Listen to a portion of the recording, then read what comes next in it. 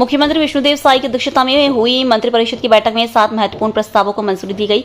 बैठक की जानकारी देते हुए उप मुख्यमंत्री अरुण साव ने बताया कि राज्य में 500 करोड़ रुपए के छत्तीसगढ़ एआई मिशन को स्वीकृति दी गई है। इसके तहत अगले 5 वर्षों में 100 एआई डेटा लैब और 5 सेंटर ऑफ एक्सीलेंस स्थापित किए जाएंगे। साथ ही 300 से अधिक एआई स्टार्टअप्स को सहयोग, 6 लाख विद्यार्थियों और 1,50,000 शासकीय कर्मचारियों को एआई का प्रशिक्षण दिया जाएगा।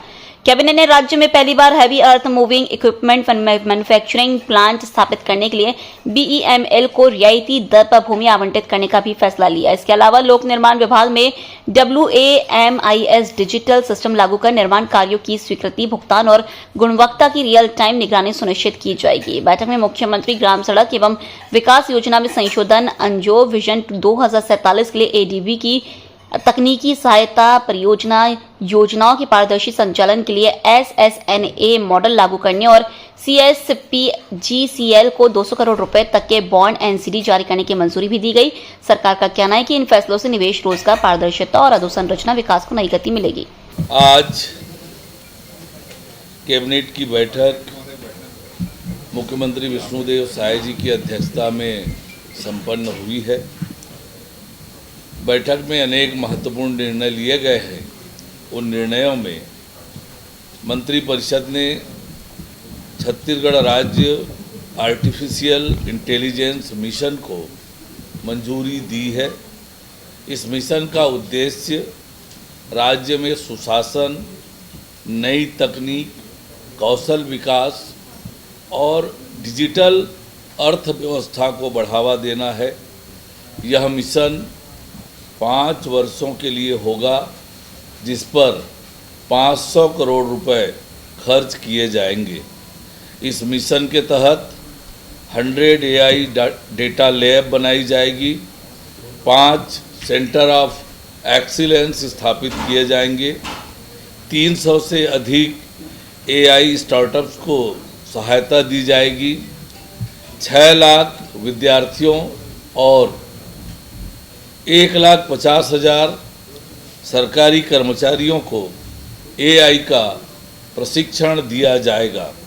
शासन के कार्यों को आसान और तेज बनाने के लिए 50 से अधिक एआई आधारित सेवाएं विकसित की जाएगी। यह मिशन भारत सरकार के इंडिया एआई मिशन के अनुरूप छत्तीसगढ़ को उत्तरदायी, नवाचार आधारित और भविष्य उन्मुख डिजिटल राज्य के रूप में स्थापित करने की दिशा में एक महत्वपूर्ण कदम है। मंत्रिपरिषद ने छत्तीसगढ़ में heavy earth moving equipment manufacturing संयंत्र की स्थापना के लिए भारत अर्थ मूवर्स लिमिटेड BEML को रियायती दर पर भूमि आवंटित करने के प्रस्ताव को मंजूरी दी है। BEML भारत सरकार का एक प्रतिष्ठित मिनी रत्न सार्वजनिक उपक्रम है। हेवी अर्थ मूविंग इक्विपमेंट मैन्युफैक्चरिंग संयंत्र हेतु यह राज्य का पहला उद्योग होगा, जिसकी स्थापना से छत्तीसगढ़ को देश के औद्योगिक मानचित्र पर नई पहचान मिलेगी और राज्य में आधुनिक भारी मशीन निर्माण उद्योग की शुरुआत होगी। मंत्रिपरिषद के इस निर्णय से राज्य में बड़े निवेश को बढ़ावा मिलेगा, स्थानीय युवाओं के लिए रोजगार के अवसर सृजित होंगे तथा सूक्ष्म, लघु और मध्यम उद्योगों को भी प्रत्यक्ष अप्रत्यक्ष रूप से लाभ मिलेगा। राज्य में संयंत्र की स्थापना से औद्योगिक विकास को गति मिलेगी, स्थानीय अर्थव्यवस्था मजबूत होगी और छत्तीसगढ़ विनिर्माण क्षेत्र में एक महत्वपूर्ण केंद्र के रूप में उभरेगा। मंत्रिपरिषद ने लोक निर्माण विभाग में निर्माण कार्यों के डिजिटल प्रबंधन के लिए works and account management information system लागू करने के प्रथम चरण को मंजूरी दी है। इस प्रणाली के माध्यम से कार्यों की स्वीकृति, ई प्राक्कलन, ई प्रोक्योरमेंट, ई मेजरमेंट बुक, बिल भुगतान, लेखा प्रबंधन तथा गुणवत्ता की निगरानी जैसी सभी प्रक्रियाएं एकीकृत डिजिटल प्लेटफॉर्म पर संचालित होगी। सीडैक पुणे द्वारा विकसित इस प्रणाली को पहले लोक निर्माण विभाग में लागू किया जाएगा। इसके बाद अन्य निर्माण एवं अधोसंरचना विभागों में भी इसका विस्तार किया जाएगा। इससे निर्माण कार्यों में पारदर्शिता बढ़ेगी, भुगतान की प्रक्रिया तेज होगी, कार्यों की रियल टाइम निगरानी संभव होगी और परियोजनाओं का क्रियान्वयन अधिक प्रभावी एवं जवाबदेह बनेगा। मंत्रिपरिषद की बैठक में मुख्यमंत्री ग्राम सड़क एवं विकास योजना अंतर्गत 12 मासी सड़कों के निर्माण हेतु जारी दिशा निर्देशों में संशोधन को मंजूरी प्रदान की गई। संशोधनों के तहत ग्रामीण आंतरिक गलियों में सीसी सड़क एवं नाली निर्माण तथा सड़क निर्माण से पूर्व मनरेगा से मिट्टी कार्य की अनिवार्यता समाप्त की गई है। योजना की पात्रता का दायरा बढ़ाकर ऐसे सभी ग्रामीण मार्गों को शामिल किया है जो प्रधानमंत्री ग्राम सड़क योजना अथवा अन्य योजनाओं में सम्मिलित नहीं है। गरियाबंद जिले के मेनपुर विकासखंड अंतर्गत ग्राम पंचायत सरगीगुड़ा के टेकनपारा में आंगनवाड़ी केंद्र पिछले 3 महीनों से एक झोपड़ी में संचालित किया जा रहा है। भवन नहीं होने के कारण छोटे छोटे बच्चों को इसी अस्थायी व्यवस्था में पढ़ाई और पोषण सेवाएं दी जा रही है। बारिश के मौसम में झोपड़ी के आसपास जहरीले सांप बिच्छुओं का खतरा बना रहता है, जिससे बच्चों और आंगनवाड़ी कार्यकर्ताओं की सुरक्षा को लेकर चिंता बढ़ गई है। ग्रामीणों का कहना है कि भवन निर्माण की स्वीकृति नहीं मिलने से यह स्थिति बनी हुई है। स्थानीय लोगों का आरोप है कि ग्राम पंचायत और महिला एवं बाल विकास विभाग को मामले की जानकारी होने के बावजूद अब तक कोई ठोस पहल नहीं की गई है। इसमें सवाल उठ रहे हैं कि आखिर मासूम बच्चों को सुरक्षित आंगनवाड़ी भवन कब मिलेगा। कितना डर है बच्चा मतलब सांप बिच्छू आते का यहाँ पर सांप बिच्छू? हाँ, बारिश में आओ तो हो सकता है। तो देखे भी इतनी होने को हो तो खतरा है बच्चा मतलब। हाँ हाँ, बारिश में आते नहीं वो जगह सांप बिच्छू भी। तो अभी कितना दिक्कत होती है बच्चा? हाँ, वो तो होते हैं।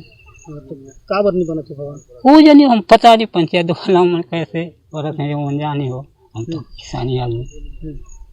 तो जगह का कर मोर जगह है ना नीलम्बर। अच्छा, यहाँ आंगनबाड़ी केंद्र कितना महीना से चला थे? कितना दिन से चला थे? 3 महीना से यही चला था। हाँ। तो यहाँ बिल्डिंग नहीं है? नहीं है। हाँ। तो अभी बारिश के दिन में सांप बिच्छू के डर रहते, बच्चा मतलब कितना खतरा है? कितना बहुत खतरा है भैया। हाँ, कैसे खतरा है? तो सांप बिच्छू चाप देगा तो बच्चा बचेगा क्या? तो कितना परेशानी होती है? बहुत परेशानी है। हाँ, तो का भवन नहीं बनाते, का बोलते गाँव? ये पंचायत वाला लफड़ा है। हाँ। पंचायत वाला कारण घोटिया है। हाँ। पंचायत वाला ध्यान नहीं दे रहा है। अच्छा, तो यही बच्चे पढ़ रहे हैं जो? हाँ, हाँ, जो रसैया बनी से वो उसका जगह में पढ़ा रहा है। अच्छा, ये झोपड़ी कौन बनाए हैं? ओटी मामू। अच्छा, और रसैया का ससुर बनाई है। अच्छा, वही झोपड़ी बनाए। हाँ। तो अभी बारिश में कितना दिक्कत होती है? ये बहुत दिक्कत है भैया। यही कितना महीना से लगे थे? 3 महीना चला थे ना यही झोपड़ी में। हाँ। अच्छा, क्या नाम लिखा आपने? नीलम्बर। महासंघ का कहना है कि केंद्र सरकार अपने पेंशनरों को जनवरी 2026 से 2% डीआर का लाभ पहले ही दे चुकी है, लेकिन छत्तीसगढ़ के पेंशनरों को अब तक इसका लाभ नहीं मिल पाया है। इससे राज्य के लाखों पेंशनरों में निराशा है। महासंघ ने ज्ञापन में कहा कि मध्य प्रदेश और छत्तीसगढ़ के बीच लंबित प्रक्रियाएं पूरी हो चुकी है, इसलिए अब डीआर जारी करने में कोई बाधा नहीं है। संगठन ने सरकार से जल्द निर्णय लेकर सभी राज्य पेंशनरों को 2% महंगाई राहत एरिया सहित प्रदान करने की मांग की। मैं रामगोपाल बोहरे, अध्यक्ष भारतीय राज्य पेंशनर महासंघ जिला रायपुर का हूं और क्रांति कमेटी के द्वारा, क्रांति कमेटी के आह्वान पर आज हम लोगों के द्वारा माननीय मुख्यमंत्री को कलेक्टर विभाग के माध्यम से 2% डीए जो जनवरी 2026 से दे होगा के संबंध में हम लोग एक ज्ञापन देने आए हैं। और इसका हम लोग एजेंट से मांग कर रहे हैं। हमारे रायपुर के सारे सदस्य आज शांतिपूर्ण तरीके से केवल ज्ञापन देने का कार्यक्रम रखा गया है। इसमें हम लोग ना किसी तरह की कोई नारेबाजी, ना जिंदाबाद के नारे, ना किसी भी तरह के कोई नारे हम लोगों को प्रतिबंध किया गया है। क्रांति कमेटी ने जो आह्वान किया है शांतिपूर्ण ढंग से, हमको ये आज हम आह्वान कर रहे हैं। 19 तारीख को हमारा द्वितीय चरण में संभागीय स्तर पर एक कार्यक्रम होगा, उसमें हम लोग कमिश्नर को ज्ञापन देंगे संभागीय अध्यक्ष के नेतृत्व में, और उसमें हम लोग नारेबाजी भी होगी हमारी, और नारेबाजी के साथ साथ हम लोग मांग पत्र फिर देंगे, प्रदर्शन भी कर सकते हैं। पेंडिंग तो हम लोग काफी जनवरी 26 से हम लोग अभी मांग कर रहे हैं, क्योंकि जनवरी 26 से केंद्र सरकार द्वारा डिक्लेयर हुआ है, और अभी तक न पेंशनरों को और न कर्मचारियों को 2% जो डिक्लेयर करने का है उसकी हम मांग कर। हम प्रदेश भर में हमारे भारतीय राज्य पेंशन महासंघ के करीब 18 सदस्य, रायपुर में हमारे 226 करीब हैं भारतीय राज्य पेंशन महासंघ की। राजधानी रायपुर पुलिस ने 1 करोड़ 13 लाख रुपए की निवेश धोखाधड़ी का पर्दाफाश करते हुए अंतर्राज्यीय गिरोह की 2 महिला आरोपियों को महाराष्ट्र के नागपुर से गिरफ्तार किया है। कार्रवाई anti crime and cyber unit और तेलीबांधा थाना पुलिस ने संयुक्त रूप से की। पुलिस के अनुसार बालोद निवासी कारोबारी उमेश कुमार सिन्हा से कंपनी में 45 करोड़ रुपए का निवेश दिलाने का झांसा देकर आरोपियों ने फाइल प्रोसेसिंग, विदेशी परीक्षण, केमिकल और फंड रिलीज के नाम पर अलग अलग किश्तों में 1 करोड़ 13 लाख रुपए ठग लिए। आरोपियों ने कथित वॉश एंड वॉश के जरिए काले नोटों को केमिकल से असली नोटों में बदलने का फर्जी प्रदर्शन कर पीड़ित का विश्वास जीता। तकनीकी जांच और बैंक लेन देन के विश्लेषण के आधार पर पुलिस ने नागपुर से 2 महिला आरोपियों को गिरफ्तार किया। उनके कब्जे से 3 मोबाइल फोन, 26,000 रुपए नगद, ATM कार्ड और आधार कार्ड बरामद किए गए हैं। तेलीबंधा थाना क्षेत्र में एक धोखाधड़ी का मामला सामने आया था, जिसमें प्रार्थी उमेश कुमार सिन्हा के द्वारा फरवरी 2024 से लेके उसके एक रिन्यूएबल एनर्जी का एक फर्म स्टार्ट करना चाह रहा था, जिसके लिए उसको लगभग 45 करोड़ का इन्वेस्टमेंट चाहिए था। तो उसके लिए वो लोकल में अपना रायपुर में एक राकेश कौशिक के माध्यम से कुछ इन्वेस्टर्स लोगों को मिला था, जिनका नाम है दीपक सिंह, अभिषेक सिंह, योगी और अन्य लोगों से मिला था। वो लोग इन्वेस्टर्स के तौर पे इनसे मिले थे अपना प्रार्थी से, और बोले कि आप अगर 10,000 का कैश देंगे तो उसको डबल करेंगे। हमारे पास कुछ ऐसे लिक्विड्स और ये मशीन है जो ब्लैक नोट्स को, ब्लैक काला नोट को वो ओरिजिनल इंडियन करेंसी में बदल देगा। तो उसको वो डेमो देने के लिए अपना प्रार्थी को नागपुर और चेन्नई भी बुलाए थे। तो कुछ हाई एंड केमिकल्स और इसमें वो ओरिजिनल नोट और एक काला नोट सेम सिमिलर साइज का एक ब्लैक पेपर को डाल के वो उसको उसमें केमिकल में डुबा के ओरिजिनल नोट करके दिखाते थे। तो प्रार्थी उमेश जो है उसके जासे में फंस गए, और उनको ऐसे भरोसा दिलाया गया कि उनके पास फॉरेन से परमिशन है और इंडियन गवर्नमेंट से भी परमिशन है ऐसे ब्लैक पेपर को ओरिजिनल नोट में कन्वर्ट करने का। तो उसी में उस जासे में फंस गए, और टोटल अलग अलग ट्रांजैक्शंस में उन लोगों को 1 करोड़ 13 लाख रुपीस कैश इसने दिया। और धीरे धीरे उसको पता चला कि ये जो है पूरा फर्जीवाड़ा है। उसको 1 करोड़ का कैश के बदले वो लोग पूरा ब्लैक पेपर दिए। तो वो कुछ महीने के बाद उसको खोल के देखा तो उसको पता चला कि पूरा ही वो फर्जी है। तो उसमें उसने थाना अप्रोच किया और हमसे संपर्क किया, तो तुरंत FIR दर्ज करके हम लोग इसमें जांच स्टार्ट किए। तो रिसेंट और एक ट्रांजैक्शन होने वाला था, जिसमें उमेश को ये लोग जो है नागपुर बुलाए थे। तो नागपुर में हमें हमारी ACCU की टीम और तेलीबंधा की जॉइंट टीम द्वारा रेड किया गया। तो वहां पे हमको एक 5 स्टार होटल से 2 महिला इनसे मिलके फर्दर ट्रांजैक्शन करने वाले थे। हम लोग स्पॉट में लोकल पुलिस के सपोर्ट के द्वारा हम लोगों ने उनको गिरफ्तार किया। दोनों का नाम इस प्रकार है, एक कनिज फातिमा उर्फ भावना पांडे कलकत्ता की रहने वाली है, और दूसरी दीपिका पालीवाल, ये राजस्थान उदयपुर की रहने वाली है। ये 2 लोगों को हमने मौके से गिरफ्तार किया और इनसे फर्दर पूछताछ अभी कर रहे हैं। कुछ mobile phone, cash, ATM card, Aadhaar card सबने हमने जब्त किया, और इसके लिंक्स अभी कुछ बड़े ट्रांजैक्शन और बड़े लोगों के पास भी जा रहा है। तो उसी के लिए टीम सभी बाहर ही है। फर्दर डिटेल्स जब पकड़ेंगे हम लोग खुलासा करेंगे। ऐसे लग रहा है कि ये लोग भरोसा जीतने के लिए पूरा हाई एंड होटल्स लेके जाके इसको जासे में लेते थे। और ये प्रिलिमिनरी इन्वेस्टिगेशन में हमको ये दोनों महिलाओं ने ये बताया कि ये रिसेंटली भी लखनऊ में और एक बड़ा ट्रांजैक्शन करके दूसरा प्रार्थी के साथ भी ठगी किए है। तो टोटल ये लोग का कहना है कि 15 साल से ये लोग इसी काम कर रहे हैं और अभी तक कहीं पकड़े नहीं गए हैं। तो अंदाजा ये है कि करोड़ों में इनका ओवरऑल ट्रांजैक्शन हुए होंगे। तो अभी इसमें end to end further investigation police द्वारा किया जा रहा है। पंजाब में कांग्रेस नेता भूपेश बघेल के खिलाफ लगे गो बैक नारों को लेकर उप मुख्यमंत्री अरुण साव ने कांग्रेस पर निशाना साधा। उन्होंने कहा कि पंजाब में भी कांग्रेस के भीतर आपसी खींचतान साफ दिखाई दे रही है। अरुण साव ने कहा, भूपेश बघेल पंजाब गए, वहां भी लड़ाई हो रही है, यहां भी कांग्रेस आपस में लड़ रही है। कांग्रेस के नेता लड़ने में ही मशरूफ हैं। उन्होंने आरोप लगाया कि कांग्रेस संगठन आंतरिक गुटबाजी से जूझ रहा है। कोई फायदा होगा क्या लग रहा है? देखिए, कांग्रेस कुछ भी प्रशिक्षण कर ले, पहले तो अपने इनके नेताओं का प्रशिक्षण होना चाहिए, कैसे आपस में लड़ रहे हैं। और भूपेश बघेल जी पंजाब गए हैं तो वहाँ पर भी लड़ाई चालू हो गई है, छत्तीसगढ़ में लड़ ही रहे हैं। तो कांग्रेस के नेता लड़ने में ही मशगूल हैं। छोटे पदाधिकारियों को प्रशिक्षण करके क्या फायदा होने वाला है? ये पंजाब को लेकर ही कि भूपेश बघेल गो बैक के नारे भी वहाँ पर लग रहे हैं, बहुत विरोध हो रहा है भूपेश बघेल का। अब उन्हें पता है जहाँ भूपेश बघेल जी जाते हैं वहाँ कांग्रेस पार्टी हारती है।